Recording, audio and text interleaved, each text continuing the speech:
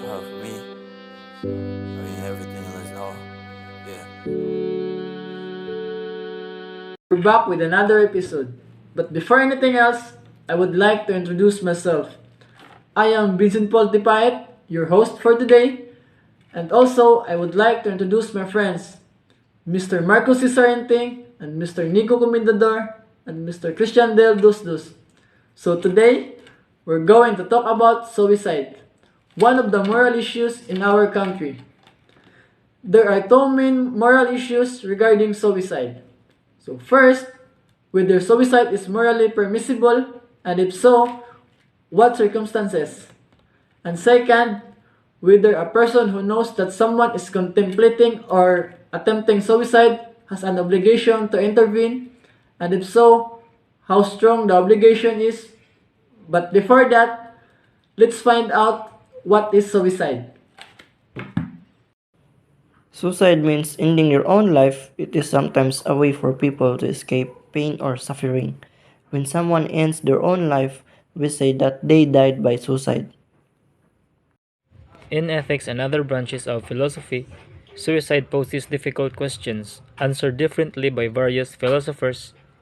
The French Algerian essayist, novelist, and playwright Albert Camus began his philosophical essay, The Myth of Sisyphus, with the famous line, "There is but one truly serious philosophical problem, and that is suicide." Philosophical stances on suicide can be divided into two broad groups. Religious philosophy almost universally condemns suicide, while non-religious stances tend towards toleration, with some seeing it as laudatory, depending on circumstance. Utilitarianism offers perhaps a confusing stance. For example, using Jeremy Bentham's hedonistic calculus, you may conclude that although suicide offers us utility by ending personal suffering, the grief it causes others may outweigh its utility. The calculation cannot be determined at a philosophical level. Exactly. Why do you think someone attempts suicide? Unfortunately, there is no simple answer to this question. People die by suicide for a number of reasons. A suicide attempt is clear indication that something is gravely wrong in a person's life. The majority of people who take their lives were suffering with an underlying mental illness and substance abuse problem at the time of their death. No matter the race or age of the person, how rich or poor they are, it is true that most people who die by suicide have mental illnesses, emotional disorder, and or other chemical dependency.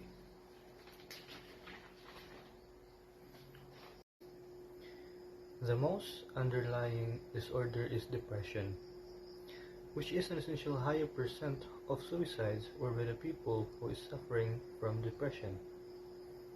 Very true. However, it is very important to remember that the vast majority of people living with depressions do not attempt or die by suicide. Some people believe that talking about suicide can cause others to experience suicidal thoughts. It may even decrease the risk by allowing people to share any thoughts and feelings that they're struggling with. Also, talking to someone about their thoughts of suicide may feel intrusive, could save their life. Some examples of ways to start conversation just like, "How have you been feeling? Do you ever feel so bad you think about suicide? Have you been having suicidal thoughts?" Experiencing suicidal thoughts does not always mean that the person will kill themselves. Samaritan states that around 1 in 5 persons think about suicide at the same point in their lives. Often, this is a response of a temporary feeling or situation. In many cases, people who experience thoughts about suicide do not act on them. However, if a person has suicidal intent, it means that they have made a decision and intend to act on these thoughts. Yeah, this is an important distinction to make, as having suicidal intent indicates that someone needs immediate help. So, do you think people who commits or attempts suicide wants to prove something or just to get a sympathy? No, a suicide attempt should never be ignored, and it is a warning that something is terribly wrong. Most people who attempt suicide are not 100% certain they want to die. They just want their pain and suffering to end. It isn't to try and get someone to feel bad for them. That's usually the last thing they would want. Exactly. Sometimes a severely depressed person contemplating suicide doesn't have enough energy to attempt it.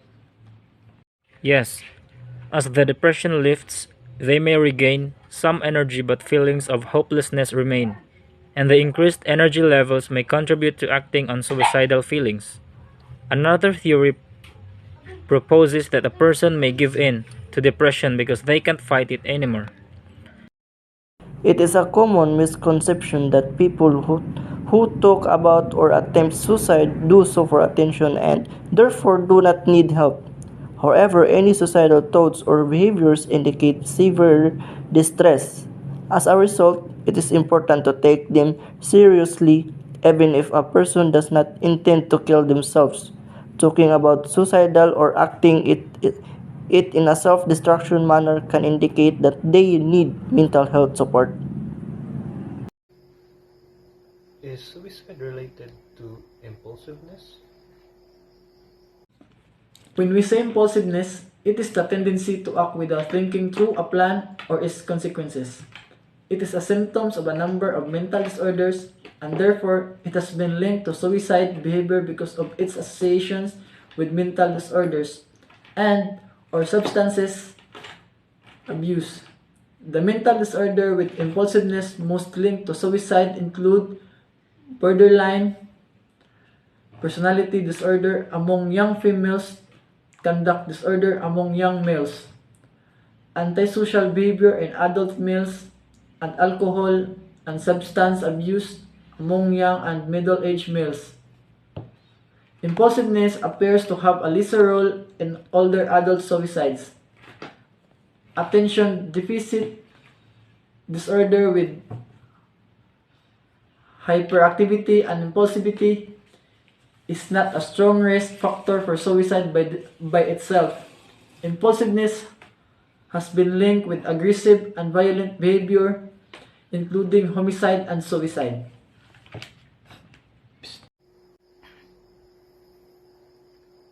True. And he or she reach out in a way that is comfortable. It is easier to send a message or text to your friend that you trusted the most, and you need to tell him that you have something to talk about, which is important. Try this. I have something important to tell you. I am hoping we can talk alone sometime or soon. A simple message like that communicates the importance of conversation, so your helper knows to set aside distraction-free time to focus on you. People who support you are the best able to help if you can use words to express what you really feel rather than actions to tell them how you feel. It's also helpful to meet a private space where they can focus on you without distraction. Also, for the suicidal person, he or she should be prepared for a few different responses. Like when you tell someone how you're feeling, they may not know exactly how to respond and may have follow up questions. Think about how you will answer these questions. How long have you felt this way? Or how often do you have these thoughts? Are you worried you may do something soon to harm yourself? Do you have a plan for how you would do it? What do you need to do to feel safe? These questions may sound scary or overwhelming, but honest answers will help the person who is helping you know what to do. What if that listener will not taking it seriously right away? Well, if he or she aren't feeling heard, you could say something like, I really need you to hear me and help me. I am scared and I need you. If your chosen person does not help you, keep reaching out until someone does. If you are having suicidal thoughts, but you're not worried about harming yourself right away, be clear about that.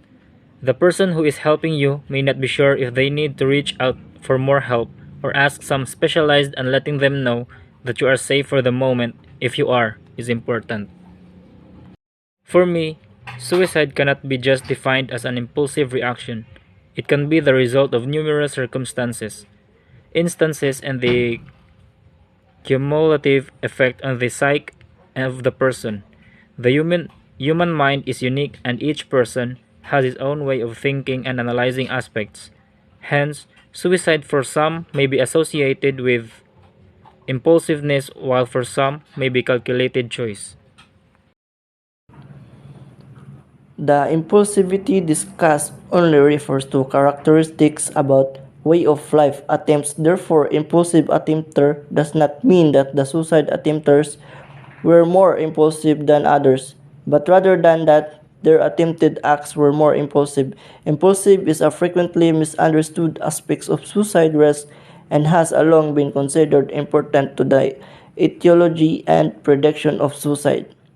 In particular, impulsivity is highlighted for its role in facilitating suicidal actions among those with suicidal ideation. Similarly, impulsivity may actually be a more significant indicator of suicide attempt than the presence of a specific suicide plan. Impulsivity has been adopted as a risk factor of a warning sign for suicide.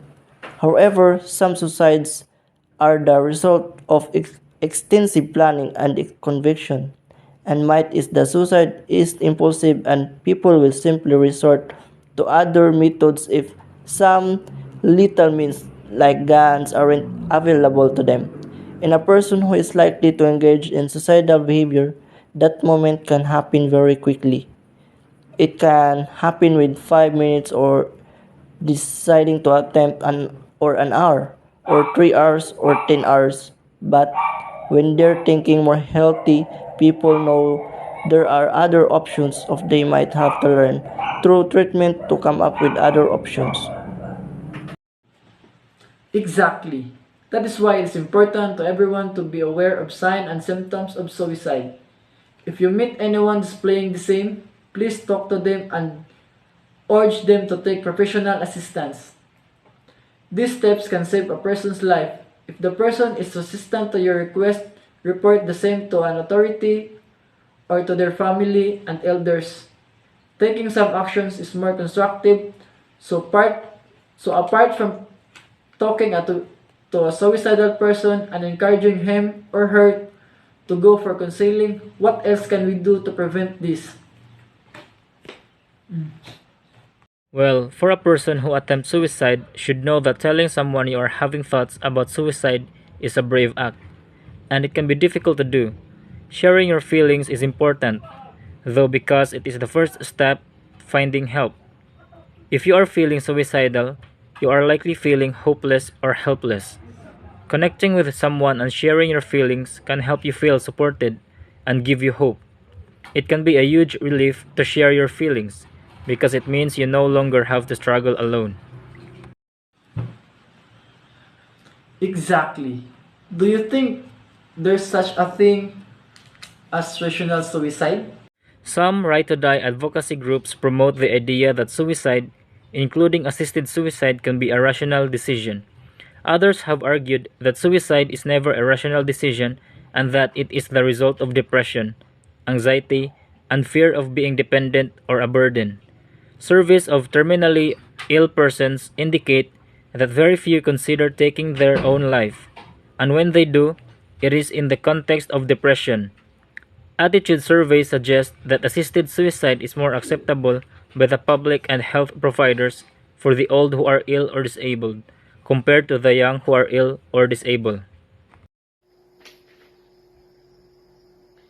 At this time, There is a limited research on the frequency with which person with terminal illness have depression and suicidal idealization, whether they would consider assisted suicide, the characteristics of such person, and the context of their depression and suicidal thoughts such as family stress or availability of palliative care.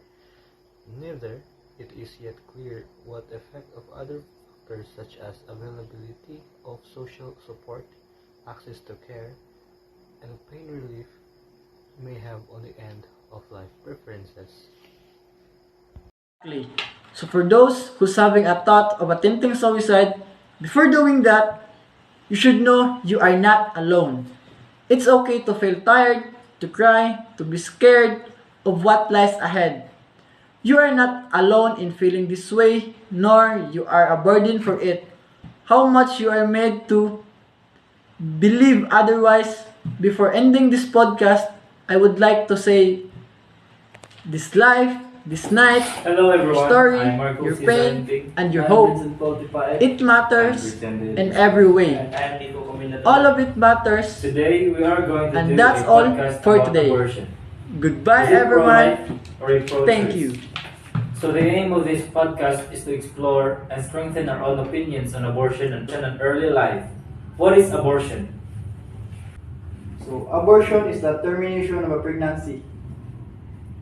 The kind of abortion that is controversial is induced abortion, in which the embryo or fetus is prematurely removed or caused to be expelled. Induced abortions are commonly voluntarily induced. Elective abortion is contrast to spontaneous abortion or miscarriage, in which the embryo or fetus is involuntarily expelled because of accidental trauma or disease. The two chief positions on the morality of abortion can be called the pro-life and the pro-choice position. The basic pro-life position holds that included abortions are morally impermissible or morally wrong, morally prohibited. Pro-life choice holds that induced abortions are morally permissible, morally allowable, not morally wrong. So if you are against abortion and in favor of the life of the fetus, you choose pro-life. And if you are supporting the expectant mother to keep her unborn baby and her right to choose, then you choose pro-choice. Are you pro-life or pro-choice? Exactly. Having more options puts a woman on more equal footing with men, instead of being someone of whom they can take advantage. In addition, I believe that it is best for a child to not be born at all than to be born hated. So a mother who is forced to have him because she has no choice and not because she wants the child. I'm a pro-life because pro-life movement has grown into a thriving community of those who meet political issues with the mindset that all human life is valuable. Whether you are a preborn baby, a newborn, an elderly person, or someone with disabilities and special needs, your life matters. For me, I supported pro-life because if you are human, you deserve fundamental human rights. At its core, the pro-life movement is about the value and equality of all human beings. I also believe these rights should not be restricted to genetic factors. In other words, I believe human rights belong to every human regardless of their sex, race, gender, age, size, location, level of dependence, and etc. The morality of abortion depends to some extent on how the embryo or fetus deserves to be treated. In what sense it is a moral patient, whether it has the moral rights not to be harmed and to pursue a life. What kind of moral considered it is own. We seem to take the moral status of being to depend on its metaphysical or physical status. So, for example, we think humans and rocks deserve different kinds of treatment because they are different metaphysical or physical. So, it might be that the moral status of an embryo or fetus depends on its metaphysical or physical status. So, whether it is a person, whether it is a conscious, whether it has a soul, or etc. Moral status alone might not determine whether abortion is morally permissible. True, for some thinkers believe other factors might override the moral status of the fetus. So I believe, except the cases of rape, so the mother and father of the embryo or fetus should be held morally responsible for conceiving the child and bear the consequences of the action. The attitude is that if they didn't want a child, they should have taken better precautions. Exactly. Killing an innocent embryo or fetus is not a proper way to bear the responsibility. Many abortion supporters say that women have a right to choose, or that we should trust women and let them decide. People do have the right to choose to do a lot of things, but there are some acts that aren't just and shouldn't be permitted by the law because they harm innocent people. The law should be made more difficult for women to get an abortion. Do you agree? Yes, we agree. What do you think the consequences would be on abortion? For me, abortionists will face psychological consequences. The results reveal that at least one-third will have experienced psychological side effects: depression, worrying about not being able to conceive again, and abnormal eating behaviors. Abortion poses many risks to the woman that not only endangers her life, but also the life of the baby in subsequent pregnancies. The risks range from physical and psychological to biological. Exactly. Abortions are used as an escape from pregnancy, whether the goal is to hide the fact that one was pregnant or to get out of the parenting responsibility. Abortions can be dangerous to the mother and it is harmful to the child who is taken from her life. If a person knows that they do not want to have a child yet, then it is their responsibility to either stay away from sexual relations or to use a contraceptives, knowing that they will never be 100% effective. It's good when you use the contraceptives. It's very good. A fetus is a very innocent being who cannot defend himself or herself and hence should not be killed. Abortion is not a minor decision. It is a life-changing decision. So it's better that we have a knowledge or an idea that pros and cons of abortion in one's life.